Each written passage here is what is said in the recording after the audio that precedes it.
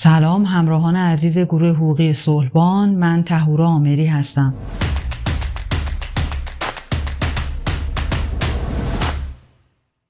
یکی دیگر از مواردی که برای اشخاص قیم تعیین میشه، گفتیم زمانی است که شخصی سن بالایی داره یا اینکه دچار محجوریت میشه در هر سنی، یعنی دچار زوال قوه دماغی.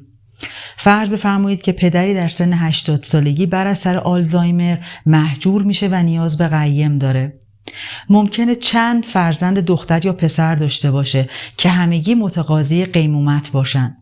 در اینجا هم میتونیم یک نفر رو به عنوان قیم اول، یک نفر به عنوان قیم ثانی و 2 نفر به عنوان ناظر اطلاعی یا ناظر استصوابی تعیین بشه. حتی میتونیم امین در کنارشون تعیین بکنیم. پس جمع اینها در کنار هم امکان پذیره و حتی ما میتونیم کارهای قیم رو نظارت کنیم و به تایید دیگران برسونیم.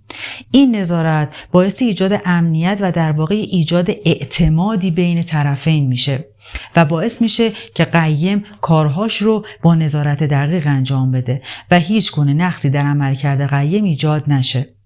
در تمام موارد فوق، ناظر استصوابی یا ناظر اطلاعی در صورتی که قیم تخلفی انجام بده، گزارش اون رو به دادیار مربوطه، یعنی شعبه مربوطه‌ای که ما در اونجا پرونده داریم، گزارش میکنه و پس از بررسی تخلفاتش علاوه بر منعزل نمودن قیم، امکان شکایت کیفری علیه قیم و یا مطالبه ضررزیان از بین هم وجود خواهد داشت.